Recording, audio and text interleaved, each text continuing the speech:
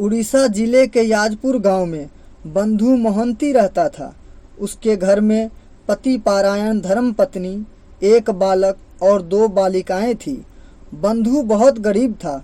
भगवान में अटल विश्वास और प्रेम ने उसके अंतर स्थल को बड़ा ही मधुरमय बना रखा था। देश में अकाल पड़ा, चारों ओर हाहाकार मच गया। सती ने पति से कहा, स्वामी, मेरे तो नैहर में कोई नहीं रहा है, परंतु क्या आपके भी कोई बंधु बांधव नहीं है? यदि कहीं हो तो वहाँ चलिए। बच्चों को 2 मुट्ठी अन्न मिल जाएगा तो दारुण दिन किसी तरह कट जाएंगे। बंधु ने उत्तर में कहा, सती, मेरे इस जगत में कोई आत्मीय स्वजन नहीं है। हाँ, एक हृदय के मित्र है, पर वे बहुत दूर रहते हैं। यहाँ से पूरे 5 दिन का रास्ता है। प्रिय, मेरे उस बंधु का नाम है दीन बंधु। वह हम सरीखे दिनों के प्रति बड़ा ही प्रेम करते हैं। सती को पति के वचनों में बड़ा सुख मिला। उसने कहा, 5 ही दिन तो है, घास पत्ते खाते खाते पहुंच ही जाएंगे। रास्ते में साग पत्ते खाकर ही काम चलाया गया। बंधु को तो भूख प्यास की खबर नहीं है। वह तो प्रियतम के मिलने के लिए अभी सारी की भांति छूट जाना चाहते थे। 5वें दिन संध्या होते होते वे पूरी पहुँचे। श्री मंदिर के दूर से दर्शन कर वह गदगद हो गया और बोला, सती, वह देखो, मेरे प्यारे बंधु दीन बंधु का मंदिर दिखाई पड़ता है।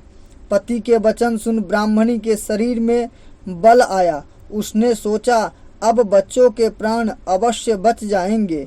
मलिन मुख सहसा खिल उठा। सिंह द्वार पर बड़ी भीड़ है।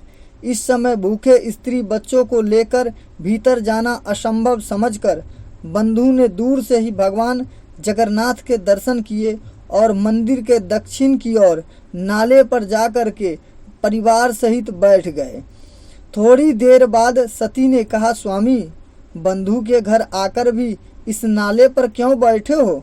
उसने कहा, सती, हम लोग ऐसे अवसर पर आए हैं कि आज अनेक जगह से दूर दूर से उनके और भी बहुत मित्र आए हैं, अतः इस समय बंधु के साथ भेंट होना बड़ा कठिन है। आज यही नाले पर सो जाओ, सवेरे एकांत में बंधु से मिलकर सारी बातें कहूँगा। आदर्श पतिव्रता के मन में पति की बात जच गई। बंधु कहीं से एक फूटी हांडी उठा लाया और कुंड से पानी निकालकर पत्नी को देने लगा। सती ने तीनों बच्चों को पिलाकर और खुद भी पेट भर पानी पिया। स्त्री बच्चे पेट भर पानी पी करके वहीं सो गए। उधर बंधु महंती प्रेम पूर्ण हृदय से अपने बंधु का चिंतन करने लगा। उसने मन ही मन कहा, मेरे नाथ, तुम्हारे चरणों में मेरा नमस्कार है। तुम चराचर में व्याप्त हो, तुम ही सब जीवों का मनोरथ पूर्ण करते हो। इस जगत में तुम्हारे सिवा और कोई भी स्वतंत्र करता नहीं है। तुम बड़े कृपालु हो, जीवों पर कृपा करना तुम्हारी कार्य है। स्त्री से कह दिया है, सवेरे तुमसे मिलकर सारी दुख कहानी सुनाऊंगा, परंतु नाथ, मैं क्या सुनाऊं, तुम सभी जानते हो। यो प्रार्थना करते करते बंधु महांती ध्यानस्थ हो गए। इधर श्री जगन्नाथ जी की सेवा समाप्त हुई। सेज बिछी, प्रभु सोए, सब दरवाजे पर ताला लग गए। सेवक गण अपने अपने घर जाकर निद्रा मग्न हो गए, परंतु भक्त वत्सल भगवान को नींद नहीं आई। वे उठे और तुरंत भंडारे में आए। भंडारे से रत्न थाल निकाला, उसमें 56 भोग प्रसाद सजाया और स्वयं एक ब्राह्मण के वेश में दक्षिण द्वार के बाहर आकर पुकारने लगे, बंधु, ओ बंधु। पुकार सुनकर बंधु की आंखें खुली। उसने सोचा, इतनी रात को मुझे कौन पुकारने आएगा? किसी दूसरे का नाम बंधु होगा। फिर सोचा, कहीं प्रभु तो नहीं आ गए, परंतु निश्चय किए बिना बोलना उचित नहीं समझा। फिर बंधु बंधु की आवाज़ आई। पत्नी ने जगकर पति को जगाते हुए कहा, सुनिए तो कौन पुकार रहा है? बंधु बोले, मुझे कौन पुकारेगा? क्या पुरी में किसी दूसरे का नाम बंधु नहीं हो सकता? सो जाओ, घबराओ नहीं।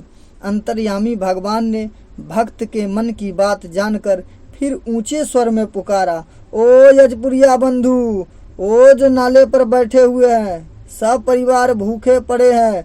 बंधु उठो भाई, यहाँ आओ, मैं तुम्हारे लिए प्रसाद लेकर के खड़ा हूँ। बंधु ने सब सुना, उसका शरीर पुलकित हो गया। उसने सोचा, क्या सचमुच मुझे दीन बंधु पुकार रहे हैं? मैं स्वप्न तो नहीं देख रहा हूँ?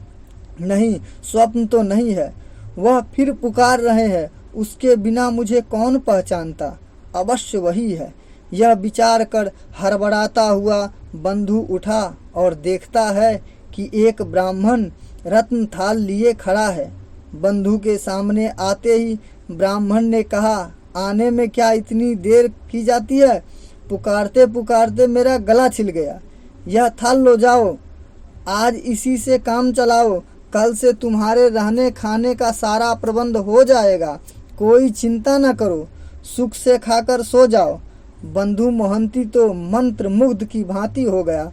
वह चकित नेत्रों से देखता रह गया। थाल लिया पर कुछ बोल न सका। साहस करके कुछ कहना चाहता था, इतने में वे अंतर ध्यान हो गए।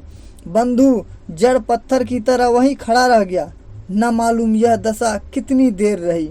फिर सबने मिलकर परमानंद से महाप्रसाद का भोजन किया। प्रसाद खाते ही सारी भूख सदा के लिए मिट गई। पत्नी ने थाल धोया। बंधु थाल लौटाने को उसे लेकर सिंह द्वार तक गया। वहां किसी को न देखकर वापस लौट आया और उसे पुराने चिथरे में लपेट अपने सिरहाने रखकर सो गया। और तो सबको नींद आ गई, परंतु बंधु की अवस्था कुछ विलक्षण ही थी। वह अवस्था ना तो नींद थी और ना ही जागृत थी। वह आत्मदानंद से उद्भाषित एक महानंद की मादकता है, जिससे यह अवस्था प्राप्त होती है। वही इसका आनंद जानता है।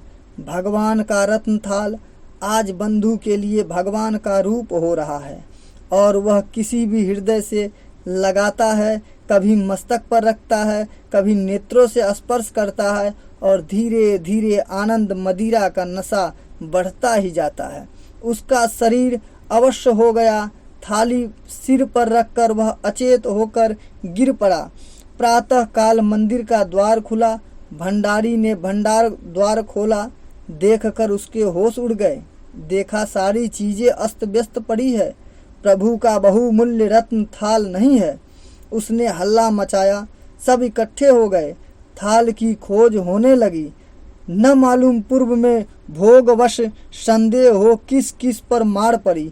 ढूंढते ढूंढते कुछ लोग नाले के पास आए। देखा तो थाल सिर पर रखकर एक आदमी सो रहा है। पकड़ो पकड़ो पुकार मच गई। बंधु परिवार सहित जागा। उसको पूछने तक का अवसर न मिला। गालियां और थप्पड़ की बौछार होने लगी। स्त्री बच्चे रोने लगे, परंतु परम विश्वासी बंधु अचल अटल रूप में बंधु बंधु पुकार रहा है। इस शरीर में मानो कोई संबंध ही नहीं है। शरीर के सुख दुख मानो उस पर कोई असर नहीं कर रहे। कैसे करते? वह तो प्रेमानंद सागर में डूबा हुआ है। महा आनंद में सरोवर हो रहा है। बंधु पकड़ लिया गया। पुलिस के पूछने पर उसने सारी कथा सच सच सुना दी, परंतु बाहर के पुजारी इस अंतरंग प्रेमी की बात पर कैसे विश्वास करते।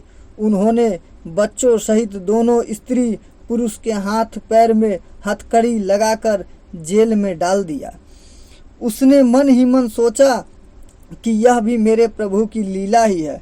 वह मेरी परीक्षा करता है। मैं कहीं दुख में पड़कर उसे भूल तो नहीं जाऊंगा, परंतु नाथ, तुम्हारी की हुई परीक्षा में मैं कौन उत्तीर्ण हो सकता हूँ।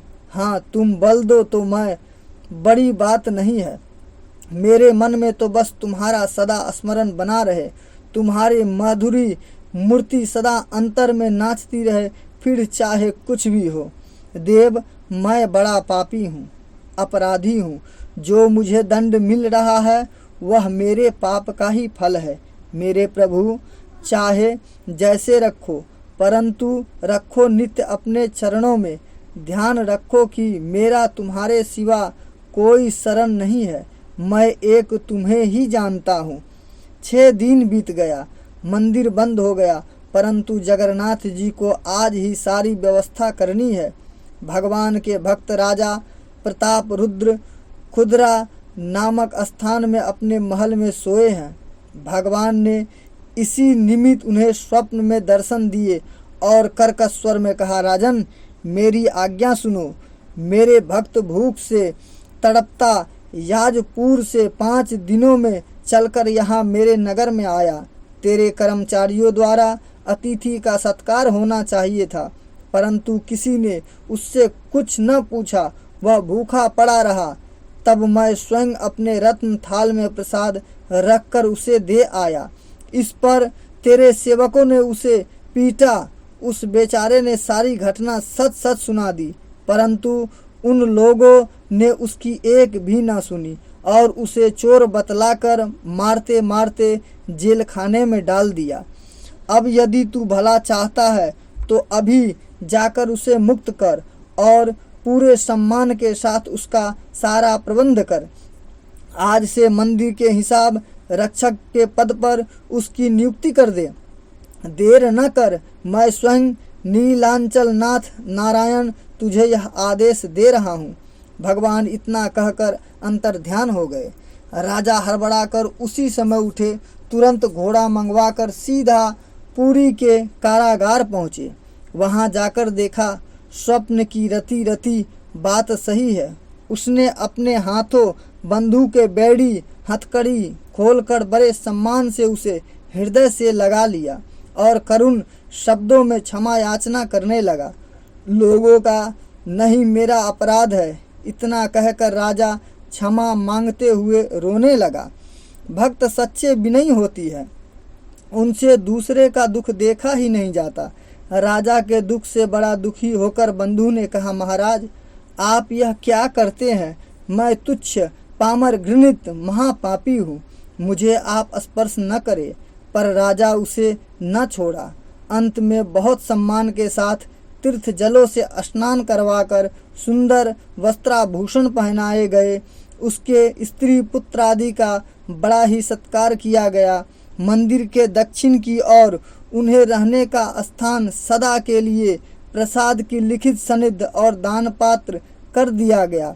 राजा ने मन ही मन भगवान से विनय की कि हे नाथ, आपके सामने ही आपका आदेश पालन कर चुका हूँ, अपराध क्षमा हो। भगवान ने मानो संकेत से सम्मति और प्रसन्नता प्रकट की। भक्त का प्रभाव सब और छा गया। लोग उसको गालियाँ दे गए थे, वही सब आकर क्षमा मांगने लगे और चरणों में गिरने लगे। बंधु को इस बातों से बड़ा संकोच हुआ और उसने मन ही मन अपने को अपराधी समझा, परंतु करता तो क्या, बंधु वहीं रहने लगा। बाहर और भीतर भगवान के नित्य दर्शन प्राप्त कर वह कृत्यार्थ हो गया। धन्य धन बंधु तुमको और तुम्हारे दीन बंधु को। आज दीन बंधु की कृपा बंधु कहाँ से क्या हो गया। जग बंधु जिनके बंधु है उनके लिए सभी कुछ संभव है। श्री जगन्नाथ जी के आय व्यय का हिसाब अब तक श्री बंधु महंती के वंशज ही करते चले आ रहे हैं। दोस्तों, उम्मीद करते हैं यह कहानी आप लोगों को बहुत पसंद आई होगी। तो ऐसे ही रोचक जानकारी और कहानी के लिए हमारे चैनल को सब्सक्राइब और लाइक करना ना भूलें। मिलेंगे नेक्स्ट कहानी में, तब तक के लिए बाय बाय, टेक केयर, अपना ख्याल रखें।